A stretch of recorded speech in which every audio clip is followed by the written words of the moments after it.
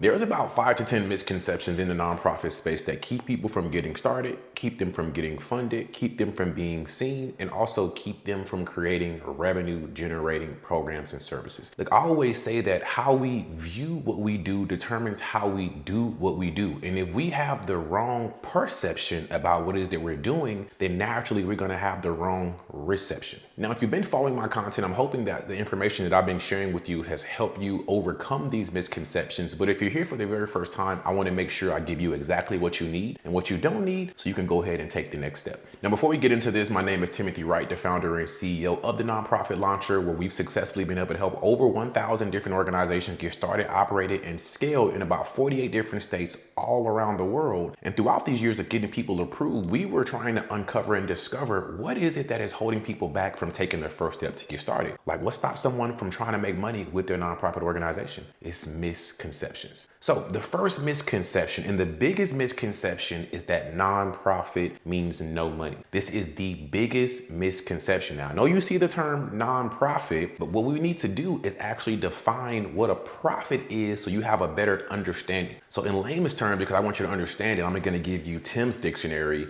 A profit from a business is money or revenue that is left over after all expenses is paid for you to pocket and do whatever you desire with.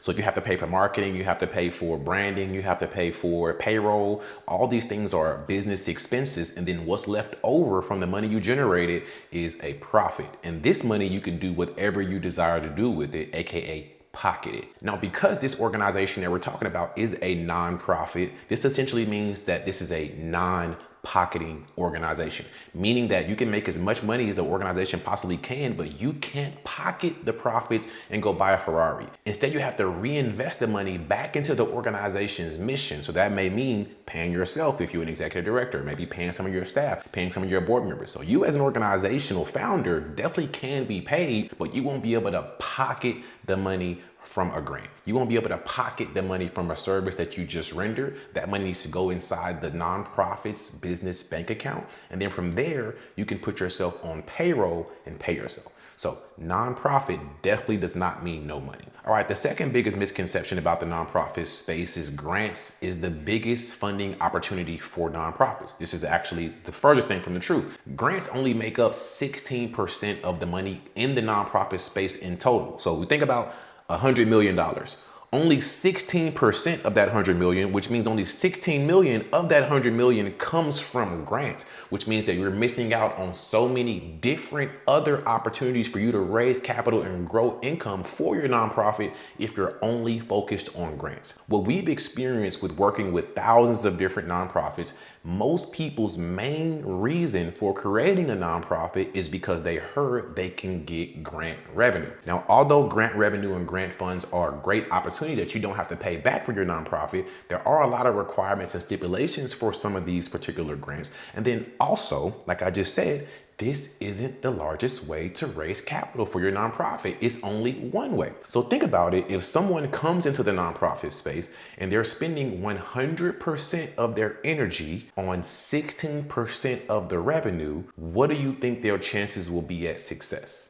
This is something that's very important for you to think about. So there are sponsorships, there's memberships, there's reoccurring revenue, there's business partnerships, there's simply donations. These are all amazing ways for you to raise capital outside of grant applications for your nonprofit organization. The next biggest misconception that we hear all the time is, my friend said that my family can't be on my board. This is another thing that's the furthest thing from the truth. In fact, your entire family can be on your board if you have to be, as long as you're not paying these individuals just because they're your family members, right? This is something that's called a person of interest. If a person of interest, they could quote unquote be a family member or a paid staff, if there's a conflict of interest on the reason why you're paying them and there's no justification on why you're paying them, then this could obviously get you in some trouble. But you can definitely have your family members on your board. We just got an organization approved in California literally last week. It's a father, a son, and then there is he has a secretary on top of the organization as well. And again, the Father and the Son, and their organization is fully approved in California, and they also already have their 501c3 tax exemption letter.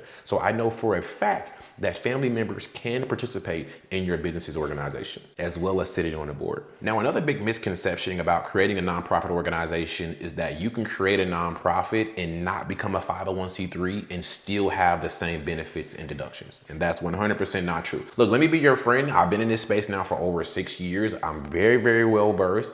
I want you to know something. Starting a nonprofit and not becoming tax exempt, there's absolutely no reason for you to be a nonprofit at all. When someone becomes a nonprofit, they think about the tax exemption and the tax exempt donations, the grant opportunities. Like, people think about nonprofit, all these other things come into play.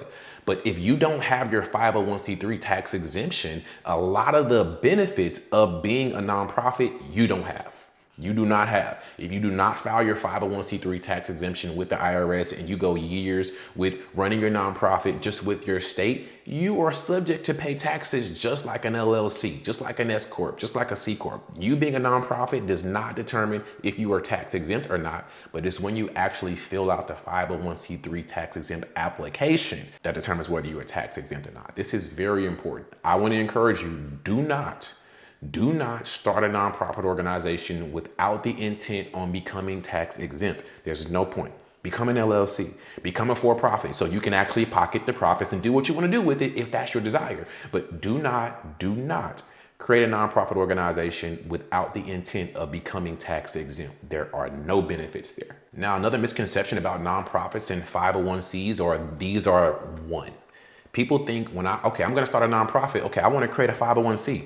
And these are multiple different applications. So you have to become a nonprofit with your state first, get your EIN number, have your policies, procedures, and bylaws, and your NTEE code, and then you become a 501c3 organization after you apply. These are two separate applications. The application with your state may be $50, $100, $150, $200, but then the application with the IRS is going to be a completely different fee and a different processing approval. So with your state, it may take you a week, a couple of days to get approved for your nonprofit, but with the IRS, it'll take about 30 to 60, sometimes even upwards to 90 days before your 501c3 tax exemption letter is at your doorstep. So again, a nonprofit and a 501c3, they are not one. These are two separate things. A 501c3 is a tax exemption code for nonprofit organizations, but you must become a nonprofit in order to get the tax exemption. Hope that makes sense. Now, another misconception about the nonprofit space is sponsorships. People look at sponsorships and partnerships the same way they look at grants. Because there are a plethora of different grant programs out there, grant websites, grant platforms where you can, pay a subscription and apply for a grant and possibly win, people believe that this aspect is the same in every other aspect of the nonprofit space, like partnerships and sponsorships in particular. Majority of the time, the sponsorship that you attract are going to be people that you walk up to and you shake their hand. Majority of the time, the sponsorships and the partnerships that you get and collaborate with in business, it will not be an application or you go on their website and fill it out and wait for approval. Majority of the times, that will not be the case. Majority of the times, you will need to actually connect with someone in this business. Connect with someone that you are trying to sponsor and share with them your mission, share with them your game plan, and actually build rapport before they give your organization funds. We're living in America. I want you to think about, everybody here isn't happy-go-lucky trying to give people funds just because you have a nonprofit. That's just not the case. You are not going to just raise large amounts of funds just because you created a 501c3. People don't care about that. What they care about, though, is the actual message and the intent behind your organization, which is why you're going to need to actually look eye to eye, shake someone's hand, shake multiple hands before you find, specific sponsors who donate a large amount of income to your organization. When other large business executives, business founders, when they create a nonprofit organization, a lot of the times they don't have to do the things that maybe you would have to do coming into the space with no relationship, no network, not a whole lot of money. These individuals already have everything that you need to go search for, i.e. applying for grants. You're only applying for grants because you need the revenue. They're not doing that because they already have the revenue. You need to go out and connect and network with different businesses and sponsors so you can have someone actually sponsor your organization. Some of these individuals, they already have the connection and it's nothing but a phone call away. So for you, the biggest misconception is you don't need relationships. You don't need to know anyone. You can do everything from your home, everything with the spirit and your intent in your heart. Somebody's just gonna just magically donate to your organization and give you hundreds of thousands of dollars. Majority of the time, that won't be the case. You're gonna have to get into your field. Get into your field, get into your community so people can start seeing your face. Who is the governor of your state? Who is the district attorney? Who is some lawyers, right? Have you ever met anyone at the news station? These are gonna just be different relationships that you may wanna have to get yourself seen, to get yourself heard, to get yourself funded. This is not gonna be any different whether you start an LLC, an S Corp, a C Corp, it doesn't matter. You're gonna have to somehow, some way put yourself out there so people can find you. I always say that if you wanna be fundable, you've gotta be findable. If you wanna be fundable, you've gotta be findable. And this comes into our next misconception where people believe that they can become a super successful nonprofit from the dark.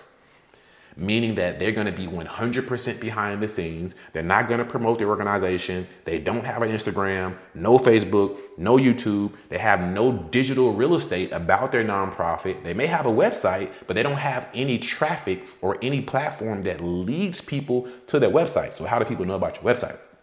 You are not going to be able to build this organization in the dark from behind the scenes without anyone knowing. That's impossible. So in your contacts, just go to your contacts. How many people is in your phone right now? How many of them know that you're thinking about starting a nonprofit? Or how many of them know that you've already started a nonprofit? Just go and look at your contacts. I have a few thousand people in my contacts. And it's like, let's just say if you have 100 people in your contacts and you haven't told any of them about what it is that you're doing, why are you mad that you don't have funding? Why are you mad?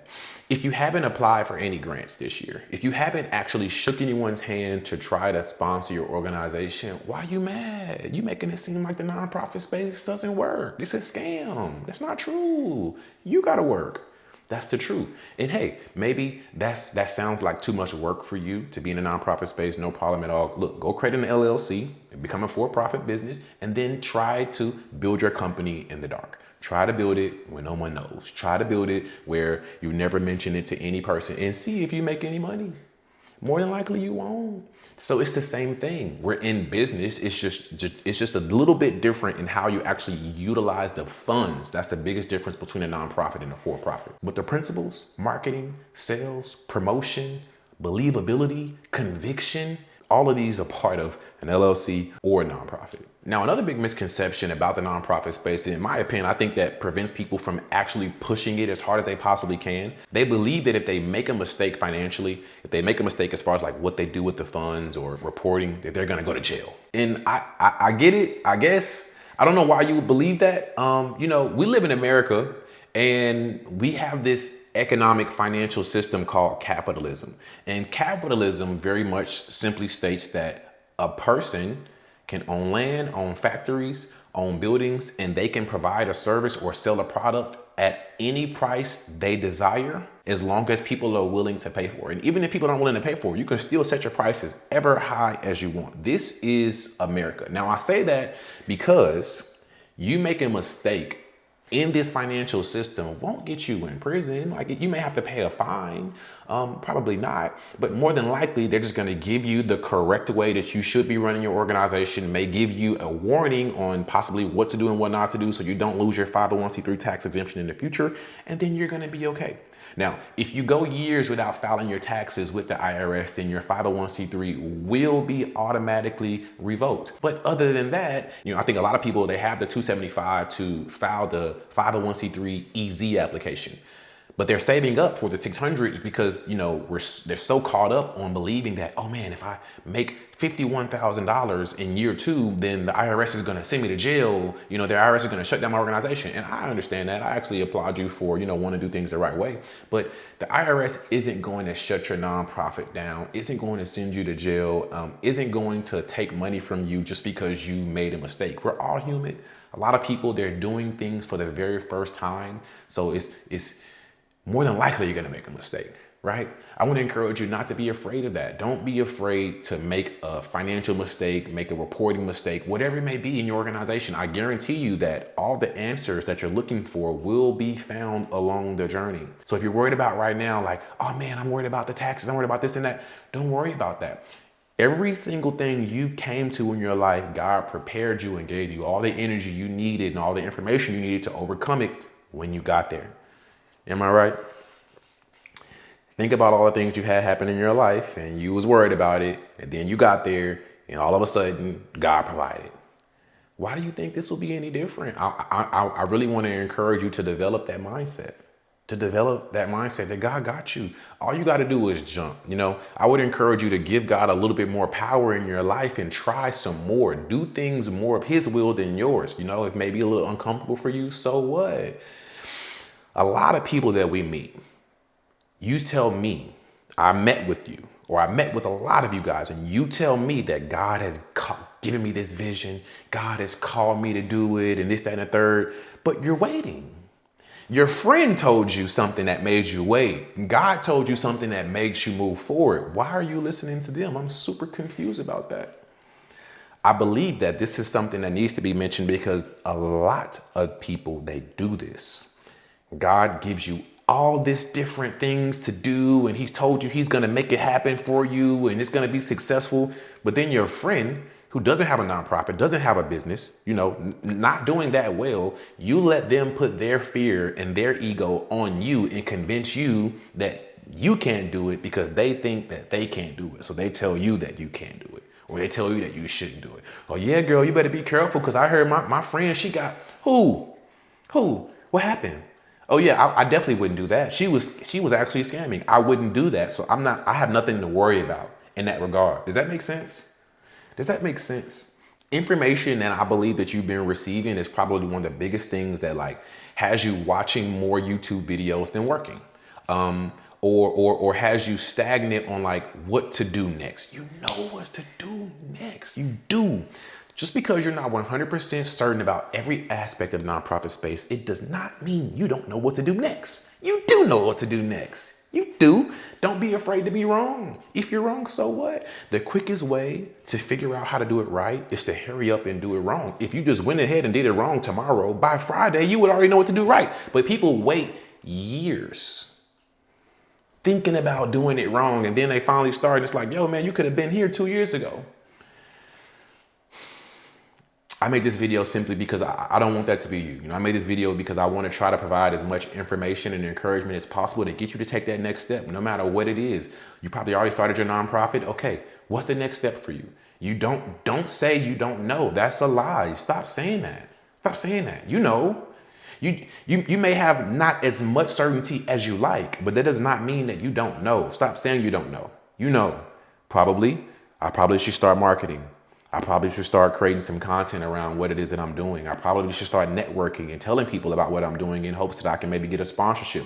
Or maybe I'm thinking I don't even know what to say. If I met a sponsor, I wouldn't even know what to say. So maybe the next thing that I should do is spend time coming up with my message.